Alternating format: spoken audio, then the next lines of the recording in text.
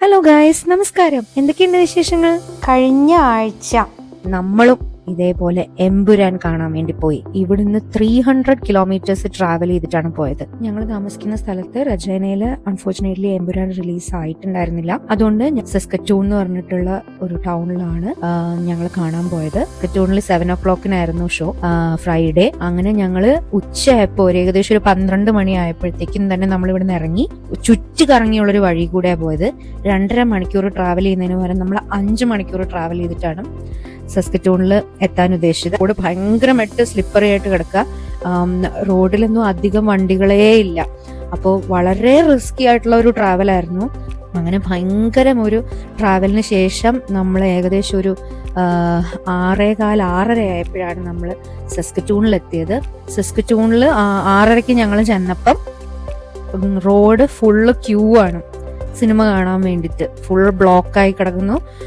ആൾക്കാർ ക്യൂ നിൽക്കുകയാണ്. അപ്പോൾ ഏകദേശം നല്ല തണുപ്പും ഉണ്ടായിരുന്നു. നല്ല തണുപ്പുണ്ട്. കിരണൊക്കെ വണ്ടി പാർക്ക് ചെയ്യുന്നതിന് മുന്നേ തന്നെ ഞാൻ ഇറങ്ങി ക്യൂവിൽ നിന്നു. റോക്സി തിയേറ്ററിലായിരുന്നു സിനിമ. അപ്പോൾ അങ്ങനെ ക്യൂ നിന്ന് അങ്ങനെ നമ്മൾ അകത്ത് കയറി. പറഞ്ഞ പോലെ അപ്പോഴത്തേക്കും തന്നെ ഒരുവിധം തിയേറ്റർ ഏകദേശം ഫുള്ളായിരുന്നു. ഇത്രത്തോളം ആൾക്കാർ മലയാളീസ് സസ്കറ്റൂണിൽ ഉണ്ടായിരുന്നു എന്ന് പോലും ആ തിയേറ്ററിലുള്ളവർക്ക് പോലും അറിയില്ലായിരിക്കും.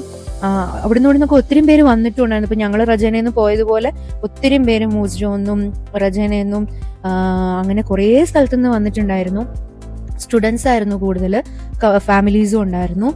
ഭയങ്കര ഓളമായിരുന്നു, നല്ല രസമായിരുന്നു. ഞങ്ങൾക്കിത് ഞങ്ങൾ രണ്ടുപേരും അതേ മോഹൻലാൽ ഫാൻസ് ആയതുകൊണ്ട് നമ്മളെ നാട്ടിലായിരുന്നപ്പോൾ നമ്മൾ ഇതേപോലെ ലാലേട്ടന്റെ സിനിമയൊക്കെ ബുക്ക് ചെയ്ത് ഫസ്റ്റ് ഡേ ഫസ്റ്റ് ഷോ തന്നെ കാണാൻ പറ്റുന്ന പോലെ, അല്ലെങ്കിൽ അന്നത്തെ ദിവസം ഇറങ്ങുന്ന ദിവസം സെക്കൻഡ് ഷോ എങ്കിലും നമ്മൾ കാണാറുണ്ട്. ജോലിയൊക്കെ ആണെങ്കിൽ രാവിലെ കാണാൻ പറ്റിയില്ലെങ്കിലും സെക്കൻഡ് ഷോ എങ്കിലും നമ്മൾ തീർച്ചയായിട്ടും കാണാറുണ്ട്.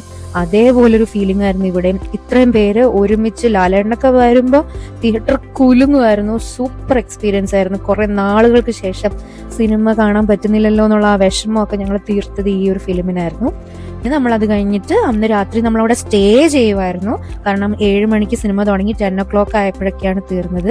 അപ്പോഴത്തേക്കും നമുക്ക് തിരിച്ച് ഡ്രൈവ് ചെയ്ത് വരാൻ പറ്റില്ല. അതുകൊണ്ട് നമ്മൾ അവിടെ സ്റ്റേ ചെയ്തു, നമ്മുടെ ഫ്രണ്ട്സിന്റെ കൂടെ സ്റ്റേ ചെയ്തിട്ട് പിറ്റേ ദിവസം വേറെ കുറച്ച് പരിപാടികൾ ഉണ്ടായിരുന്നു. അത് മറ്റൊരു വീഡിയോയിൽ കാണാം. അങ്ങനെ ഞങ്ങളും എമ്പുരാൻ കണ്ടു. അപ്പൊ അത്രേ ഉള്ളൂ. നെക്സ്റ്റ് വീഡിയോയിൽ കാണാം. അതുവരേക്കും ബൈ.